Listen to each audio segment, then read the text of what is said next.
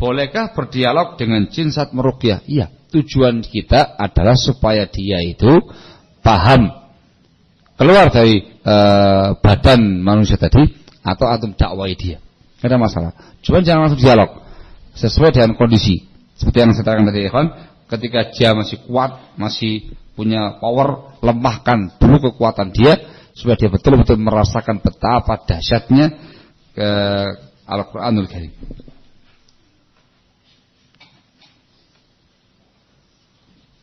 Apakah ada tuntunan menyembelih jin dengan mushaf Al-Quran? Wallahu a'lam ya. Ngapa kok sembelih sekarang ya? Nah. Itu justru pelecehan kepada Al-Qurannya ya. Al-Quranul Karim bukan pisau yang untuk antum dijadikan sebagai alat penyembelihan, ada penghinaan ya kan.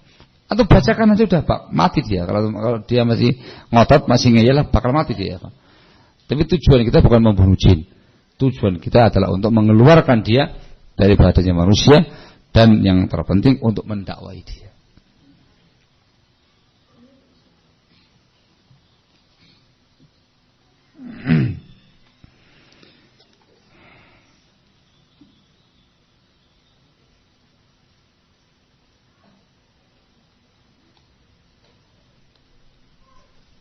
Apakah air yang dibacakan ayat ruqyah hanya untuk pasien yang terkena sihir melalui makan dan minum saja, ataukah seluruh gangguan jin dan sihir secara umum?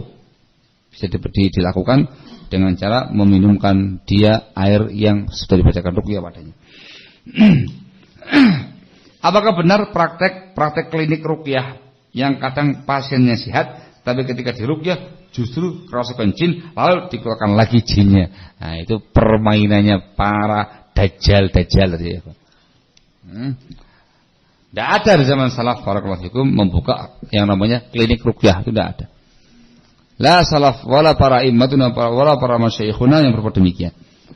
Paham tuh? Sehingga yang namanya ruqyah sifatnya insidental dan tujuannya untuk berbuat baik kepada kaum muslimin yang terkena musibah, bukan untuk komersial.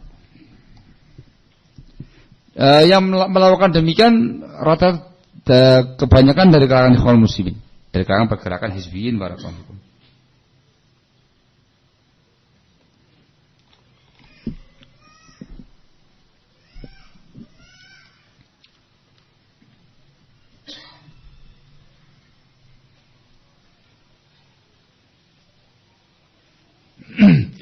Saya pernah ikut gemblengan ilmu godam. Tubuh ditulisin raja-raja dengan cairan minyak, menelan kapsul yang berisi godam. Sekarang saya sadar hal itu tidak benar. Saya tidak berhubungan lagi dengan guru-guru godam tersebut, tidak mengamalkan lagi wirid-wiridnya. Langkah-langkah apa yang harus saya lakukan agar terbebas dari godam tersebut? Tersiap kemarin langkah-langkah preventif tadi ya Pak. Tafaqquh fiddin, banyak belajar agama, tingkatkan ketakwaan, tawakal kepada Allah Azza wa Jalla, banyak taubat, banyak beristighfar, dan perbanyak zikir, doa yang syar'i, dan juga perbanyak membaca Al-Qur'an. Barakallahu. Nanti kan ada gejolak, lama-lama dia akan keluar. Kalau ada kuat akan keluar semua pengaruh tadi. Terkait dengan raja-raja di batasnya antum, kalau memungkinkan dihilangkan. Dihilangkan. Barakallahu fikum.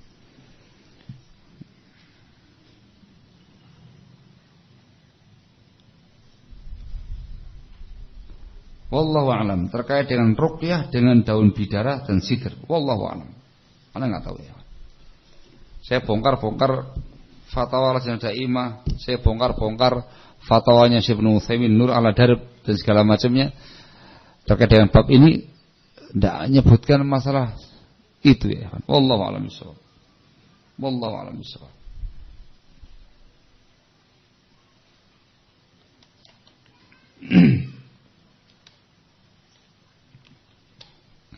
Siapakah yang ditangguhkan oleh Allah hingga hari kiamat nanti?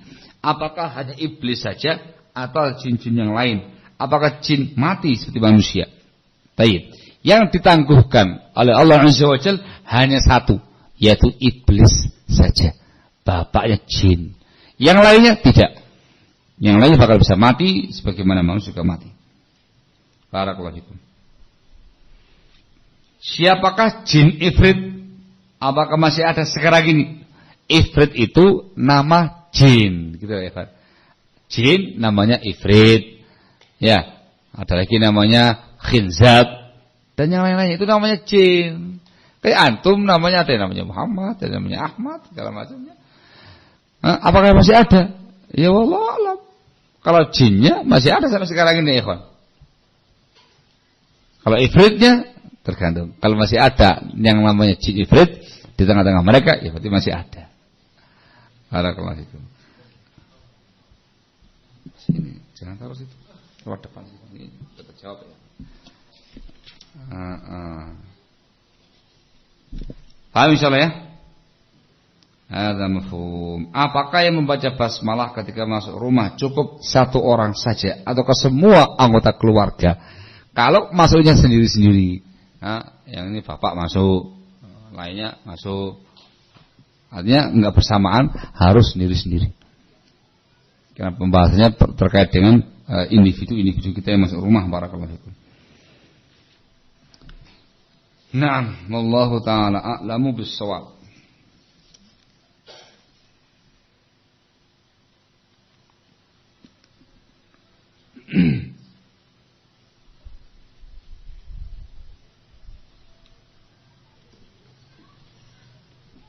Kakak saya dahulu terkena teluh.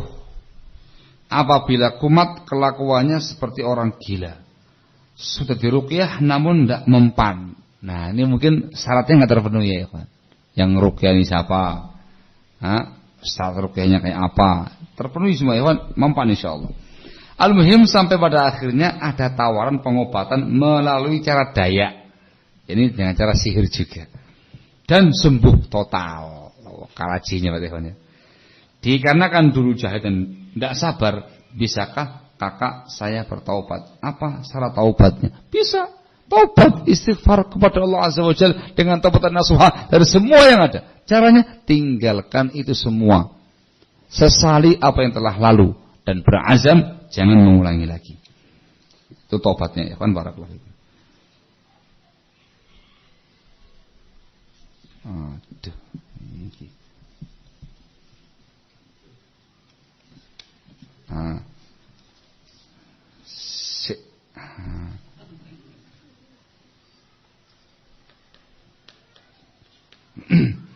Teman istri saya terkena penyakit gangguan jiwa, tapi kambuh-kambuhan atau kumat-kumatan.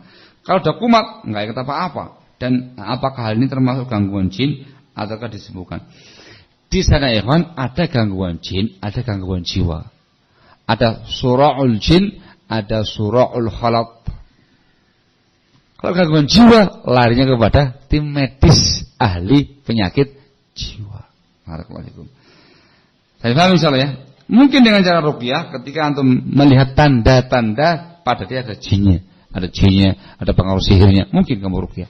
Kalau enggak, berarti murni gangguan jiwa. Langsung dimasukkan ke rumah sakit jiwa.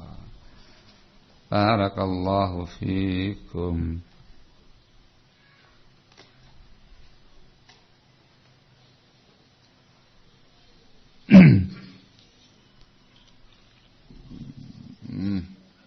Loh, gimana kok? Loh. Ini jin iki.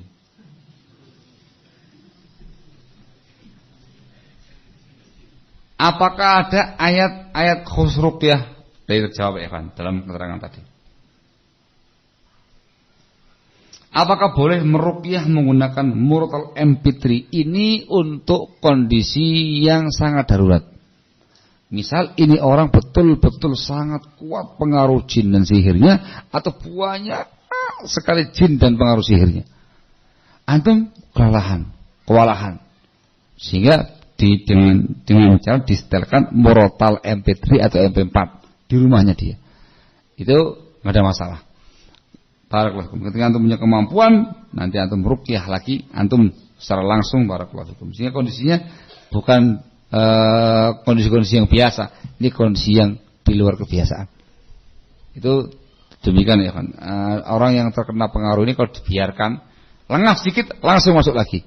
Sehingga dengan cara semacam itu di kamarnya, di rumahnya dibacakan Al-Quran dengan cara demikian. Wallahu a'lam bishawab.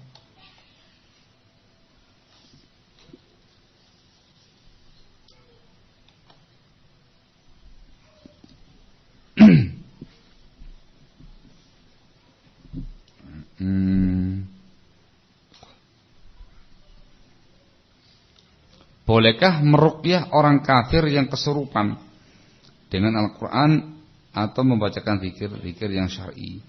Ini tujuannya untuk mendakwai dia. Antum meruqyah dia tujuannya untuk mendakwai dia. Tayyib, dakwai jinnya, dakwai juga yang kafir tadi. Insyaallah enggak ada masalah. Termasuk upaya dakwah ila Allah azza wajalla.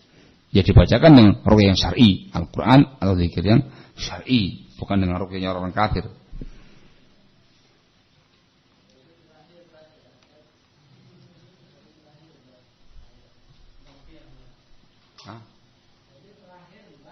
Ya gampang, ini masih banyak. Sudah 1:30 coba. Iya ini. Lanjut apa sudah? Kapan lanjutnya? Adzan dulu, kemudian dilanjutkan baru qomat atau gimana? Atau salat zuhur?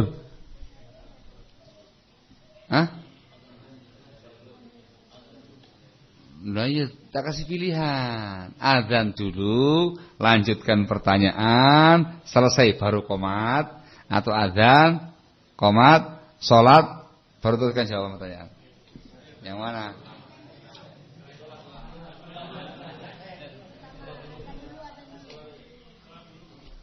Yakin? Kalau sholat dulu berarti waktunya panjang. Nah gitu. Kalau azan dulu, jawab pertanyaan baru qomat, ya nggak terlalu panjang kan gitu ya. Yang mana Pak? Setelah itu qomat, berarti pendek nih waktunya Pak ya. Ada mau pulang kayak Pak ini. Iya, kita memikirnya jauh-jauh ini. Yang dari Sampit mau pulang ya Pak. Ya apa ini? Ya monggo. Sudah azan kan? Sudah tuh Pak. Sudah azan. Azan dulu. Qomatnya kan terserah kita, mesinnya kita gitu. Qomat jam 1:04 enggak ada masalah. Azan dulu.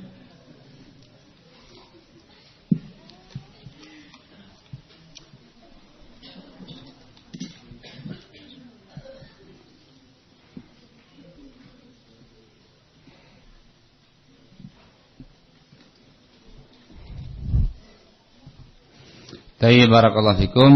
Ada lagi yang bertanya, apakah boleh pada saat ruqyah, peruqyah meminta bantuan orang lain untuk memegangi pasiennya? Tidak ada masalah. Itu teknis. Tidak ada masalah ya. Terutama ketika jinnya sangat kuat. Apakah bisa mati di tubuh orang yang dirasuki dan tidak keluar lagi? Keluar. Ketika jinnya mati dalam tubuh tadi, akan keluar dengan sendirinya. Barakallahu fikum. Akan keluar dengan sendirinya. Barakallahu fikum. Bagaimana hukum terhadap orang indigo yang mempunyai kemampuan atau terkadang bisa melihat makhluk halus atas izin Allah? Hukum asal manusia itu tidak bisa melihat makhluk halus, kecuali beberapa perkara keadaan yang saya sebutkan di atas yang sebelumnya ya kan. Mungkin dia yang ditampaki oleh jin tadi. Dua, ini untuk mengganggu dia. Atau yang kedua ditampaki oleh jin karena jinnya senang sama dia. Atau dia sendiri yang memiliki mantra-mantra, wirid-wirid, jampi-jampi untuk manggil jinnya tadi. Semuanya nggak bagus, semuanya nggak beres. Dikarenakan bertentangan dengan kaidah asal. Barakallahu fikum. Sehingga ketika ada seorang yang punya keanehan semacam ini, sesegera mungkin dia memperbanyak baca Al-Quran, baca zikir-zikir syar'i, ayat-ayat ruqyah dan segala macamnya. Jangan merasa bangga dengan itu dikarenakan dia menyalahi fitrahnya. innahu yarakum huwa wa qabiluhu min haitsu la tarawnahu. Paham ya? Rasul saja yang paling mulia, para sahabat aja tidak ada indigo semacam ini. Rasul bisa melihat dengan wahyu dari Allah Azza wa Jalla, dengan kehendak dari Allah Azza wa Jalla. Jadi jangan bangga. Oh, saya bisa merasakan jin. Ima ente kahin, ente sahir juga, wa ima diganggu sama jin tadi. Anak-anak selalu menangis malam hari, menggigau, ngelendur, teriak-teriak. Masya Allah. Ini yang pertama, cari tahu sebabnya. Kenapa kok malam-malam teriak-teriak? Sekali kejadian atau berkali-kali? Ini sebelum kita melakukan proses ruqyah, cek dulu. Kadang-kadang sebelum dia tidur, dia ada main apa begitu ya, dengan entah kakaknya atau dengan adiknya, dengan tangga-tangga segala macamnya, terbawa mimpi. Sehingga dia tidur ngomong-ngomong, dah gitu. Biasa itu. Kau usah diruqyah. Biasa. Emang sebelumnya ada kayak gitunya kok. Dan itu diperhatikan sebelum dia tidur. Ada kalanya memang gangguan penyakit ain. Jadi sebelum dia tidur itu ada orang yang melihat dia dengan pandangan hasad atau pandangan takjub dan tidak mendoakan barokah untuk dia. Kena penyakit ain. Biasanya ya kan dia nggak ngelendur, bangun dia. Terbangun tuh rewel, nangis, nggak kayak biasanya ya kan. Kadang demam, langsung kamu ruqyah dengan ayat ruqyah, insyaallah dia akan sembuh. Ketahuan itu penyakit ain, ketika dibacakan ruqyah dia akan tenang, tidur dengan lelap. Barakallahu fikum. Wallahu ta'ala alam bissawab. Seseorang merasakan merinding, berdiri bulu kuduknya, Ustaz. Apakah kena gangguan jin? Ya, antumnya merasakan. Gitu ya, kan? Nah, gitu ya. Ada yang ketakutan sendiri, bukan karena jin. Tahu-tahu dia duduk sendirian di masjid sendirian. Tahu-tahu merinding dia. Nah, itu penakut. Kayak gitu ya. Itu baru bisa kamu katakan jin ketika nggak ada masalah. Antum nggak takut, nggak apa. Tahu-tahu sering gitu ya, Pak. Sering. Dan itu dingin biasanya. Sering. Biasanya ada jinnya di situ. Ima antum ruqyah, ima antum pergi, atau antum ta'awud dan segala macamnya. Barakallahu fikum. Ini namanya pengalaman-pengalaman.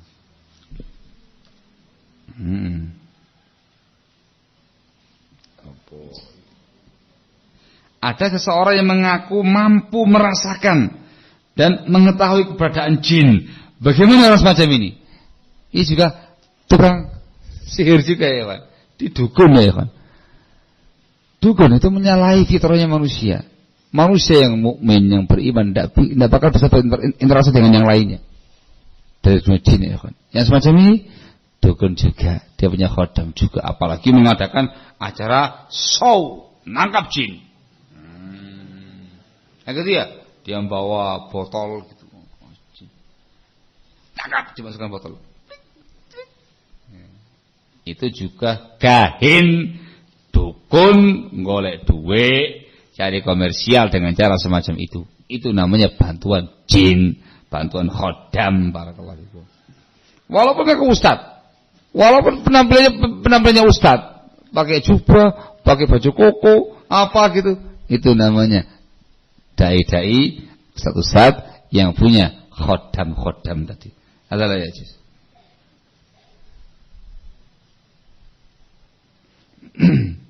Apakah anak yang sering atau pernah melihat jin perlu ruqyah? Kalau terganggu di ruqyah, kalau enggak dikasih ta'awud.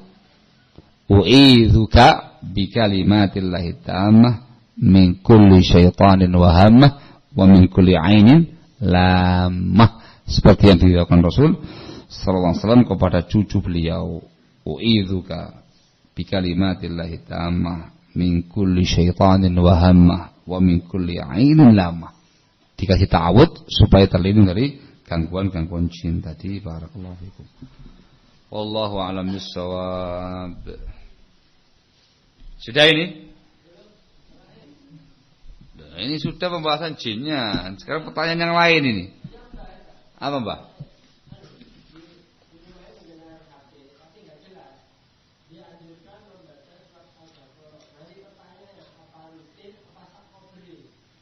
CCTV iki gak paham aku, Pak. Iki jeluntrungane pripun iki, Pak?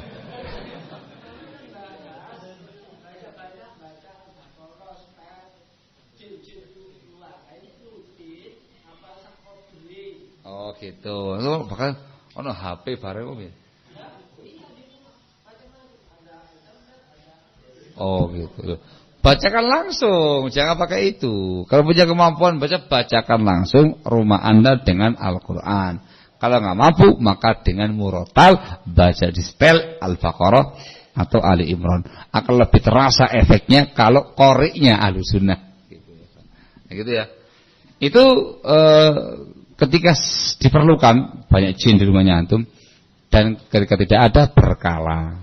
Sering-sering disetelkan murotal Al-Quranul Karim. Barakallahu fikum.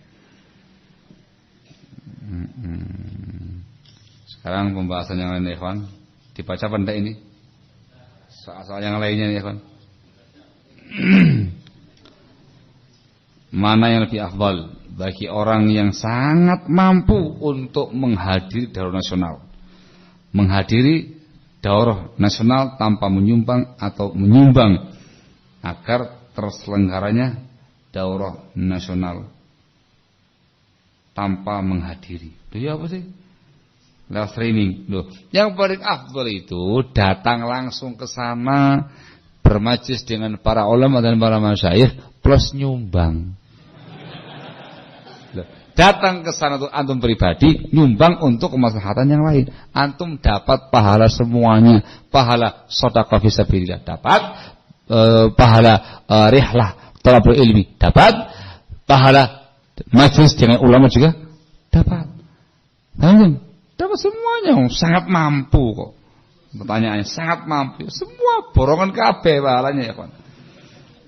Mumpung ada kemampuan antum borong semua pahala-pahala yang ada. Barakallahu fikum. Oh, ini ada yang kelewatan. Apakah berlatih tenaga dalam termasuk sihir? Ya dilihat, antum ini melatih, dikasih wirid-wirid, diisi ataukah tidak? Kalau semata-mata latihan pernafasan dan segala macam, tidak ada wirid, tidak ada segala macam, tidak ada ritual, tidak ada masalah. Itu pelatihan biasa, ada ilmunya ya kan. Tapi kalau kemudian diisi, gurunya itu langsung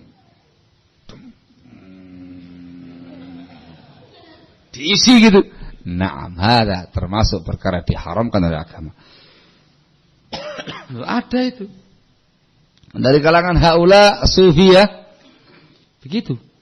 Dalam rangka untuk mempersiapkan orang-orangnya yang menjadi pasukan-pasukan mereka begitu diisi.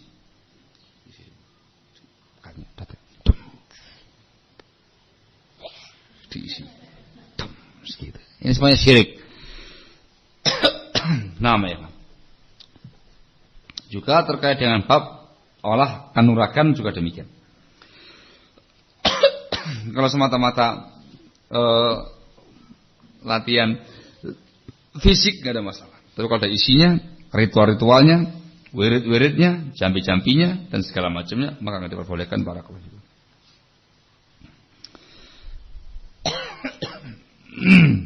Masya Allah. Ini pertanyaannya ada lain lagi nih, Pak. Iya. Jawab lagi. Nah, jawab. Ini pertanyaan cara otak adil semua ya, Pak.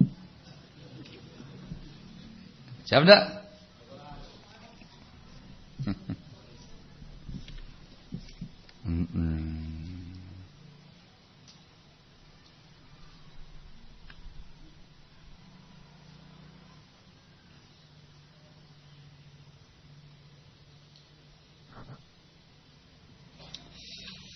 Tulisannya kok lembut-lembut gini ya kan Allah Ustaz. Piye macane ya.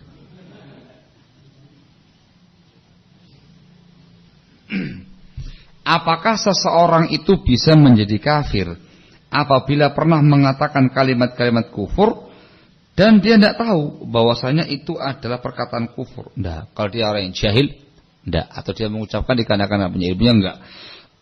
Cuma kalau dia merasa, segera dia beristighfar dengan taubat kepada Allah Azza wa Jalla. Apa hukum minta air kepada orang alim? Tidak boleh. Itu termasuk dzari'ah menuju kepada kesyirikan. Dan itu pelakunya bukan Ahlus Sunnah. Yakin pelakunya orang-orang yang senang aroma-aroma syirik, aroma-aroma kuburan, aroma-aroma barokah dan ngalah barokahnya yai. Adalah ya juz. Barakallahu. Mestinya diminta orang kayak gitu ya kan, minta. Pak Yai, ini Pak Yai, airnya Pak Yai, tolong didoain Pak Yai ya, supaya barokah. Kadang Pak Yai jualan air, nih air barokah gitu ya. Itu semuanya tidak benar. Tidak pernah ada ya kan di zamannya Rasul dan para sahabat. Itu merupakan dzari'ah jalan menuju pada kesyirikan barakallahu fikum. Kan sempat heboh itu di beberapa tempat ya. Di Jombang heboh ponari. Sampai ada namanya minuman ponari sweet. Bayang ponari sweet kan gitu ya. Itu gak ada apa-apanya ya kan. Itu semuanya adalah tindakan-tindakan ngalap-ngalap barokah yang dianggap syirik dalam Islam. Wallahul musta'an.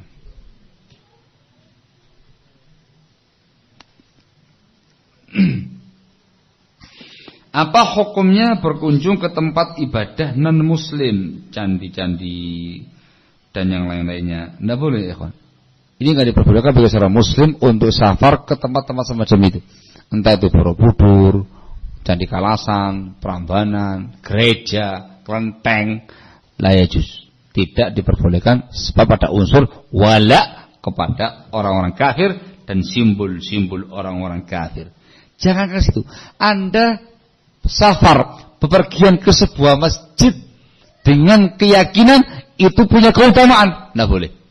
Namanya syatrul rihal, diharamkan dalam Islam. Yang diizinkan cuma 3 masjid: Nabawi, Fil Haram, Fil Aqsa. Antum jauh dari mana gitu, pedalaman Palangka sana. Saya mau datang khusus ke Masjid Al-Mabrur di Lahan Unik. Kenapa? Barokah itu. Tidak boleh. Punya haram ya kan? Itu padahal masjidnya Ahlus Sunnah. Tidak boleh. Karena tidak ada nas barokahnya. Yang ada Masjid Nabawi, Masjidil Haram, Masjidil Aqsa. Apalagi rekreasi khusus ke gereja. Rekreasi ke Borobudur. Lambang-lambangnya orang kafir adalah yajuz. Enggak diperbolehkan para kaum. Allahu taala alam bissawab. Dipatok sampai jam 1. Seseorang telah mewakafkan sebidang tanah untuk dibangun masjid atau pesantren atau madrasah. Kemudian orang tersebut berubah pikiran dan menjual tanahnya kepada orang lain. Kalau sudah jadi akad wakafnya, maka tidak boleh cabut. Tidak boleh dicabut kecuali kalau wakaf pihak yang dikasih wakaf tadi tidak bisa menggunakan wakaf sesuai dengan semestinya. Maka dia cabut untuk dialokasikan kepada pihak lain dengan tujuan yang sama. Paham belum? Itu kalau sudah ada akad wakaf. Tapi kalau baru rencana di hati, baru rencana, baru keinginan, belum terwujud, masih keinginan, masih kata-kati. Terus berpikiran, ya terserah Anda, tanahnya Anda sendiri. Mau diwakafkan, alhamdulillah, dijual ya terserah Anda. Tapi kalau sudah terjadi akad wakaf, tidak bisa dicabut lagi. Barakallahu fikum.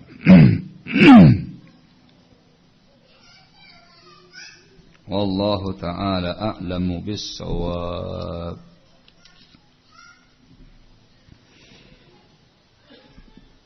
Untuk masalah tato, hukumnya haram ya, tidak boleh ya pakai tato.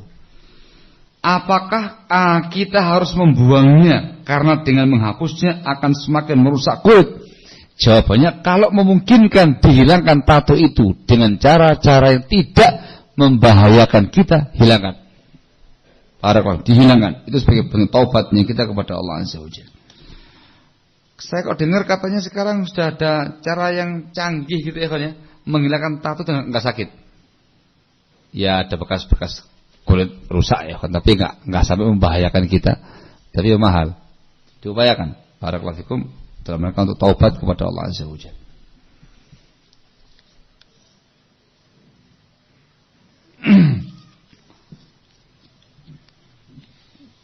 Puasa mana yang harus dikerjakan di bulan Syawal lebih dahulu? Puasa sunnah 6 hari Syawal atau membayar hutang puasa Ramadan? Misal utang saat terkena haid 7 hari. Tayyib, yang pertama kali dikerjakan mengqadha Ramadannya. Itu hukumnya wajib. Sementara puasa Syawal hukumnya sunnah. Jadi langsung begitu Id, selesai Id, qadha puasa dulu. Selesaikan qadha Ramadan, lalu sambung dengan 6 hari Syawal. Itu yang dianjurkan barakallahu fikum. Kecuali sebuah kondisi tertentu yang dialami oleh seseorang yang tidak sempat puasa, sehingga waktu Syawal tinggal sedikit. Tidak mungkin digabungkan antara qadha dan Syawal. Misal tinggal 10 hari. Syawalnya 6, qadha 7 kan 13. Nah mungkin ya, maka dahulukan puasa Syawal dikarenakan waktunya mepet. Lalu kemudian qadha dikarenakan qadha itu waktunya panjang. Ini kondisional ya, kawannya. Ini yang diterangkan oleh para ulama, fatwanya para ulama, Syekh Ibnu Utsaimin dan yang lain-lain, Syekh Muqbil bin Hadi. Barakallahu. Na'am. Allah taala alam bis-shawab.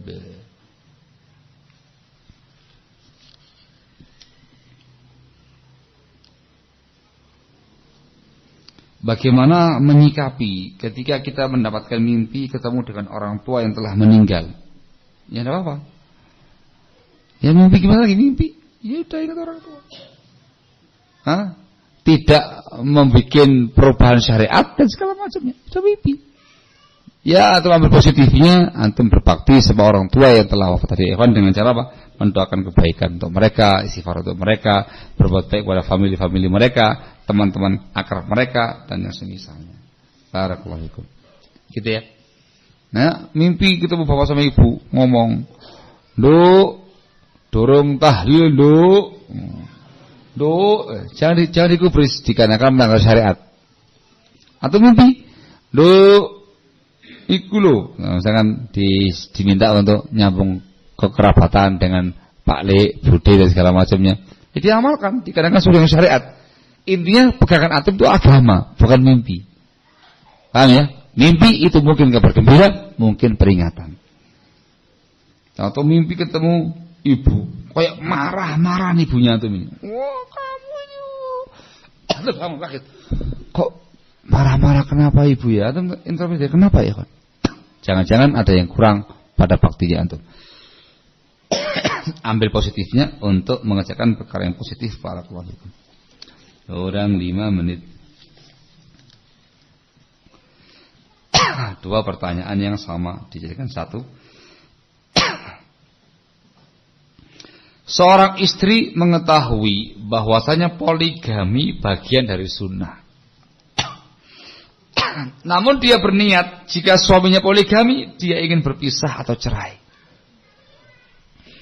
Dengan alasan tidak kuat menahan kesedihan.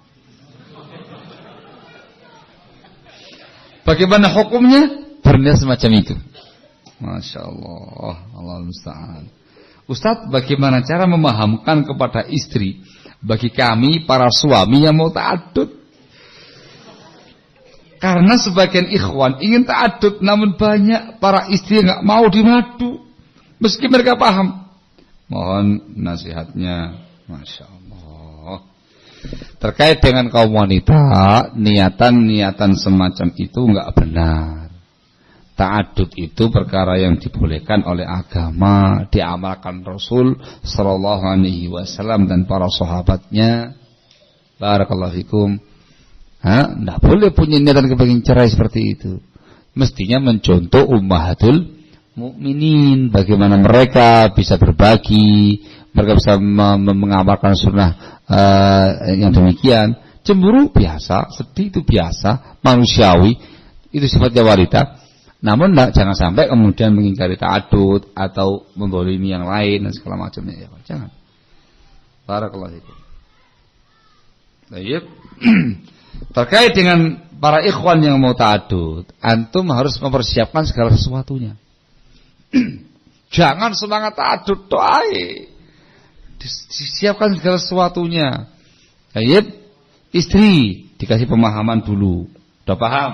Istri dikuatkan hatinya dulu, disenangkan dulu dengan cara kamu sebagai laki-laki betul-betul maksimal di dalam menunaikan haknya istri.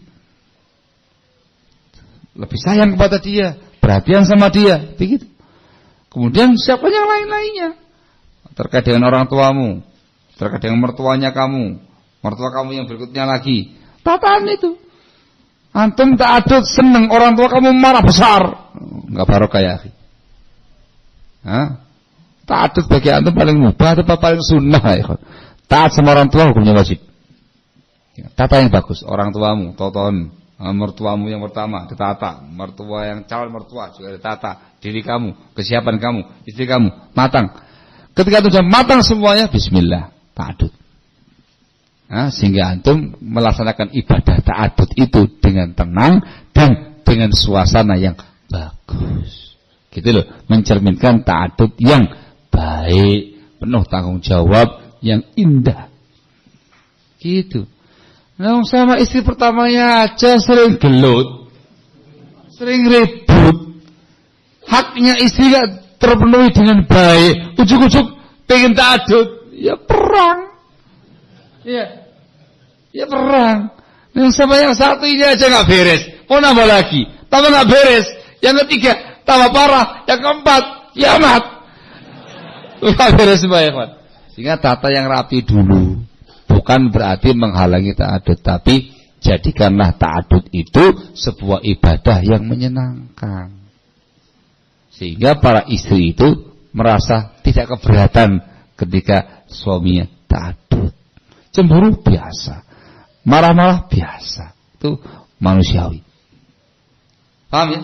Ketika antum belum siap, jangan terlalu ngoyo, jangan terlalu terobsesi. Yang disiapkan segala sesuatunya, tahu-tahu jadi. Gitu. Kalau belum siap, jangan ngoyo. Siap, laksanakan dengan cara yang baik. Barakallahu fikum. Rata-rata, kenapa kok istri-istri kita ini, barakallahu fikum, tidak pernah mau rela suaminya ta'adud? Itu banyak alasan. Yang pertama, suaminya sendiri dipandang belum bisa menunaikan hak istri pertama dengan maksimal. Ya, belum maksimal ya. Yang kedua ialah dikarenakan adanya pengalaman-pengalaman orang lain.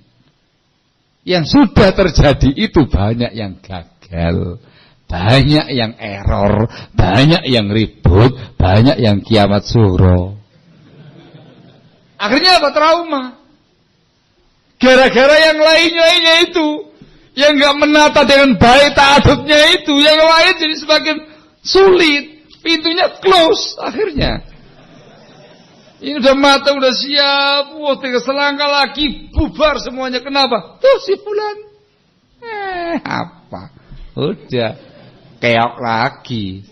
Nah, maka kalau Anda punya semangat ta'adud, tata yang rapi, yang bagus, tayyib, jadilah Anda sebagai pembuka jalan untuk lancarnya ta'adud bagi yang lain. Yang tata yang rapi, bagus, tak berhasil, bahagia. Yang ketiga, yang keempat, Masya Allah. Nah, yang lain, tuh, berhasil tuh, nyuntuh. Iya, berikutnya, wah kata. Gitu ya. Barakallahu fikum. Jadi jangan terlalu ngoyo. Kalau nggak mampu bilang, saya belum mampu. Ditawari langsung datang orang tuanya, sama anakku, saya belum siap. Gimana lagi yang belum siap? Jangan, ada yang nawari rek, cocok rek, wah ini, apa ini? Tawari lagi. Nah itu Allahul Musta'an. atau para ustadz. Jangan ngoyo-ngoyo. Datang yang nawari ustadznya. Ustadz, halo ustadz. Ini sebuah kehormatan bagi kami kalau ustadz masuk dalam keluarga kami. Masya Allah. Putri kami sudah siap ustadz. Sudah, Masya Allah, sudah taklim, sudah hafizah, sudah begini.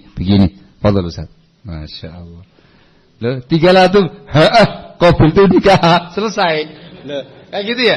Tapi Anda harus ngaca. Masalahnya bukan semata-mata qabil tu nikah wa tazwijah bimahrin madhkur halan. Bukan semata-mata itu, tapi Anda harus tahu tanggung jawab ke depannya. Bagaimana yang pertama, bagaimana anak-anak, bagaimana yang kedua, orang tua, mertua kedua, kamu sendiri dan segala macamnya. Bertanggung jawab. Anda siap maju. Atau lagi siap-siapnya ada yang nawari. Saya lihat, oh iya, Zen. Ya, saya sepakat. Langsung aja di sini, tidak ada masalah. Enggak usah nunggu pulang jauh-jauh ke sana. Langsung sini. Saya laki-laki kok. Tidak ada masalah. Antum siap. Dan ketika terjadi semuanya enak. Barakallahu fikum, wallahu taala a'lamu bis-shawab.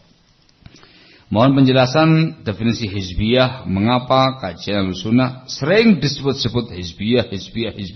Itu memerlukan daurah khusus. Sehingga nanti antum ketika ada ustaz yang mau ke sini diminta, Ustaz tolong dibahas materi tentang bahaya hizbiyah. Gitu. Enggak harus saya, yang lain banyak yang mau ke sini. Nanti antum minta di antara beliau untuk menjelaskan tentang masalah bahaya hizbiyah. Satu kajian dikasih pembahasan masalah mewaspadai bahaya hizbiyah. Wallahu taala alam bisawab. Adapun yang terkait dengan cara ta'dil nanti ada waktunya khusus insyaallah taala. Gitu ya, jam 1:05.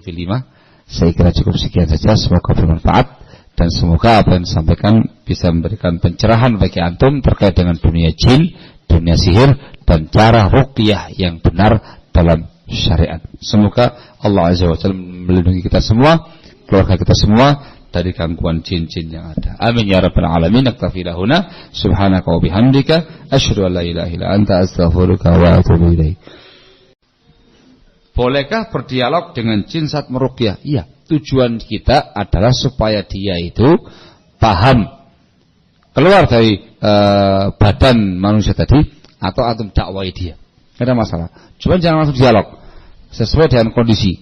Seperti yang saya katakan tadi, ikhwan, ketika dia masih kuat, masih punya power, lemahkan dulu kekuatan dia supaya dia betul-betul merasakan betapa dahsyatnya Al-Qur'anul Karim.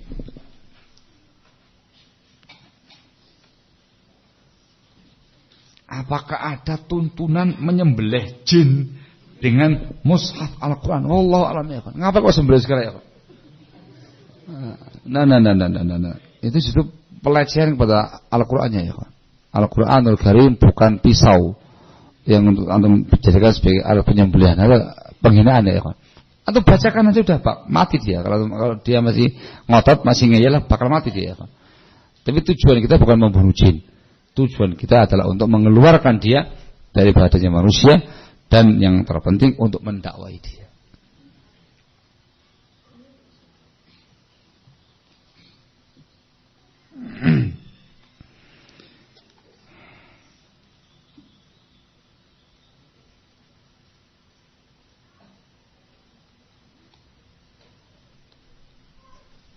Apakah air yang dibacakan ayat ruqyah hanya untuk pasien yang terkena sihir melalui makan dan minum saja, ataukah seluruh gangguan jin dan sihir secara umum? Secara umum bisa dilakukan dengan cara meminumkan dia air yang sudah dibacakan ruqyah padanya. Apakah benar praktek klinik ruqyah yang kadang pasiennya sehat, tapi ketika diruqyah justru kerasukan jin lalu dikeluarkan lagi jinnya? Nah, itu permainannya para dajjal tadi ya, Pak. Tidak ada di zaman salaf barakallahu fikum membuka yang namanya klinik ruqyah, itu tidak ada. La salaf wala para immatuna wala para masyayikhuna yang berbuat demikian. Paham tuh? Sehingga yang namanya ruqyah sifatnya insidental dan tujuannya untuk berbuat baik kepada kaum muslimin yang terkena musibah, bukan untuk komersial. Yang melakukan demikian rata kebanyakan dari kalangan kaum muslimin, dari kalangan pergerakan hizbiyin barakallahu fikum.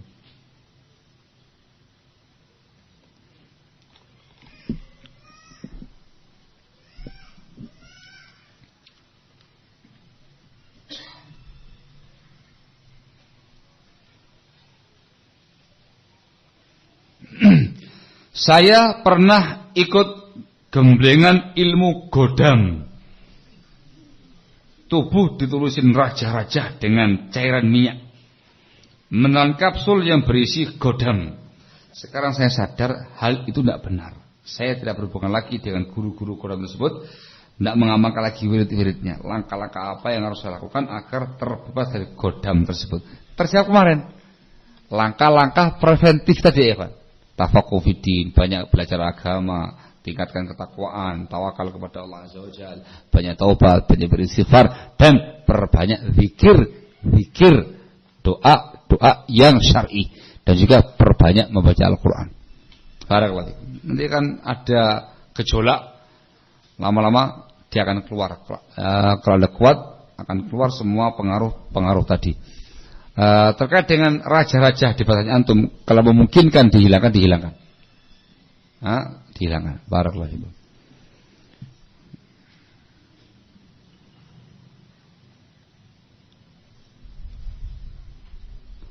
Wallahu a'lam. Terkait dengan ruqyah dengan daun bidara dan sidr. Wallahu a'lam.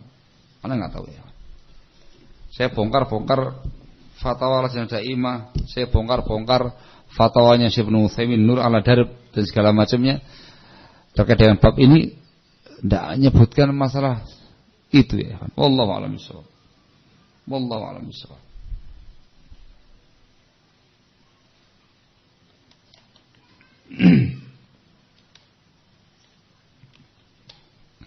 Siapakah yang ditangguhkan oleh Allah hingga hari kiamat nanti?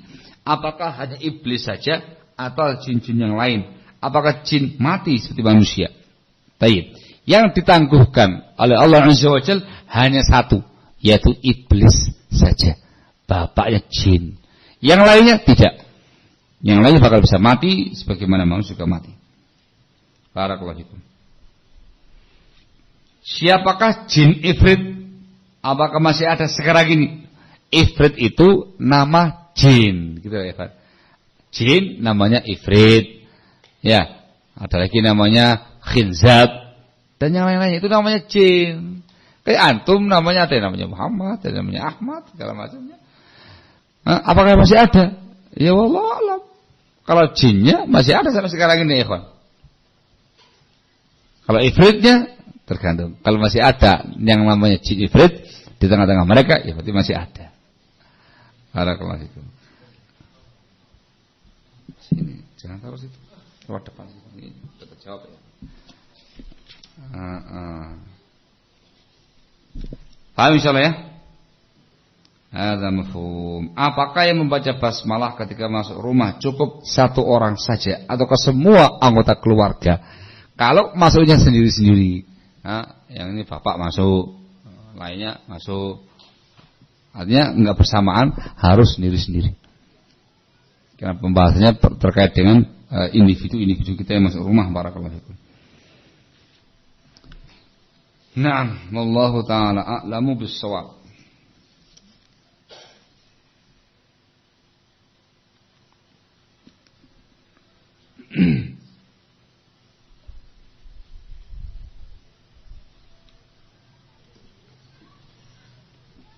Kakak saya dahulu terkena teluh.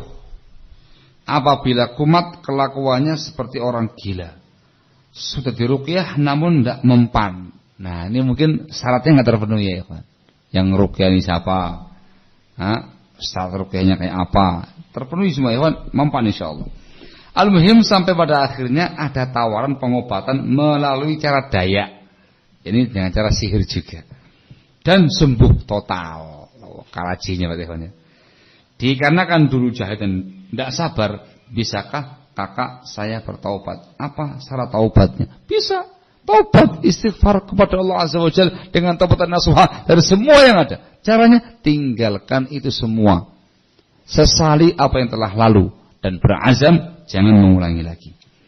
Itu taubatnya ya kan, barakallahu fikum. Aduh.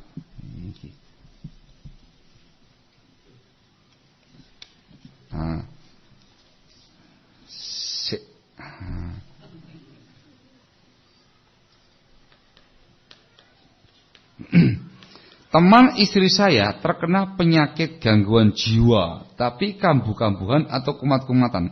Kalau udah kumat, nggak ingat apa-apa. Dan apakah hal ini termasuk gangguan jin ataukah disembuhkan? Di sana ikhwan ada gangguan jin, ada gangguan jiwa. Ada sura'ul jin, ada sura'ul khalat.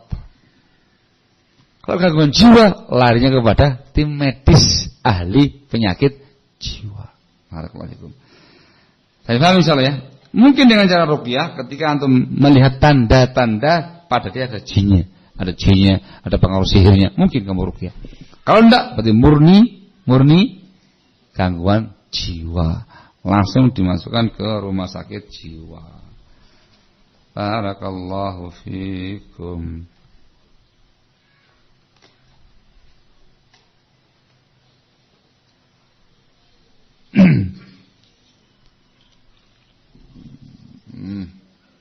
Loh, gimana kok? Loh. Ini jin iki.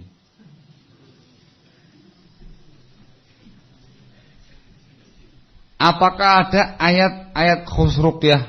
Dari terjawab Evan dalam keterangan tadi. Apakah boleh meruqyah menggunakan murtal MP3 ini untuk kondisi yang sangat darurat? Misal ini orang betul-betul sangat kuat pengaruh jin dan sihirnya, atau banyak sekali jin dan pengaruh sihirnya.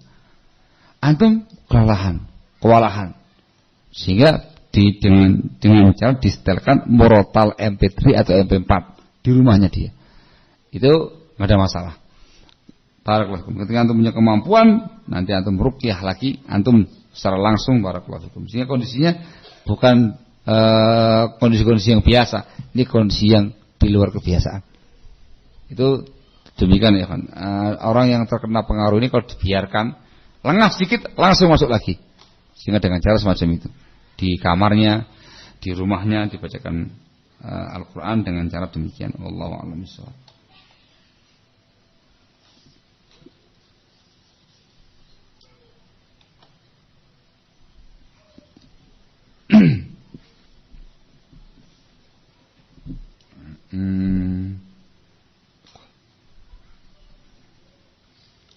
Bolehkah meruqyah orang kafir yang kesurupan dengan Al-Quran atau membacakan zikir-zikir yang syar'i? Ini tujuannya untuk mendakwai dia. Antum meruqyah dia tujuannya untuk mendakwai dia. Tayyib, dakwai jinnya, dakwai juga yang kafir tadi. Insyaallah enggak ada masalah. Termasuk upaya dakwah ila Allah azza wajalla. Ya dibacakan dengan ruqyah yang syar'i, Al-Quran atau zikir yang syar'i, bukan dengan ruqyahnya orang kafir.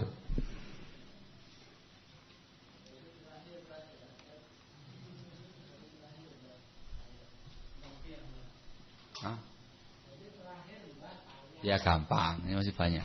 Sudah 1:30 coba. Iya ini. Lanjut apa sudah? Kapan lanjutnya? Adzan dulu, kemudian dilanjutkan baru qomat atau gimana? Atau besar zuhur?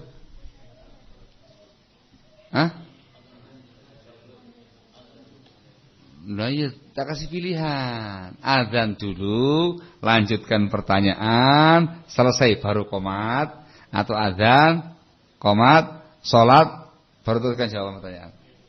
Yang mana?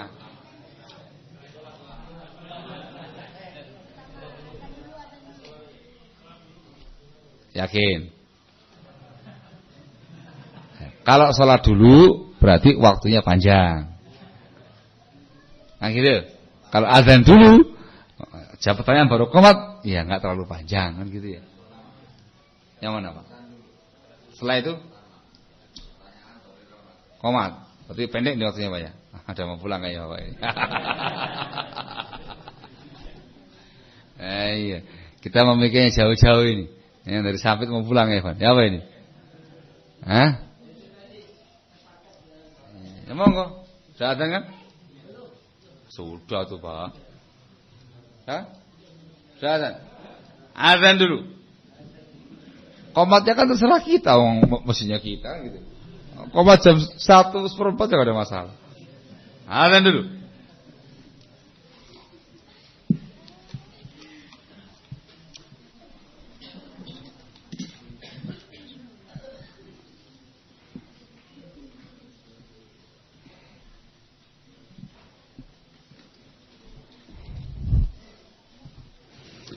Barakallahu fikum. Ada lagi yang bertanya, apakah boleh pada saat ruqyah, peruqyah meminta bantuan orang lain untuk memegangi pasiennya? Tidak ada masalah. Itu teknis. Tidak ada masalah ya. Terutama ketika jinnya sangat kuat. Apakah bisa mati di tubuh orang yang dirasuki dan tidak keluar lagi? Keluar. Ketika jinnya mati dalam tubuh tadi, akan keluar dengan sendirinya. Barakallahu fikum. Akan keluar dengan sendirinya. Barakallahu fikum. Bagaimana hukum terhadap orang indigo yang mempunyai kemampuan atau terkadang bisa melihat makhluk halus atas izin Allah? Hukum asal manusia itu tidak bisa melihat makhluk halus, kecuali beberapa perkara keadaan yang saya sebutkan di atas yang sebelumnya ya kan. Mungkin dia yang ditampaki oleh jin tadi. Dua, ini untuk mengganggu dia. Atau yang kedua,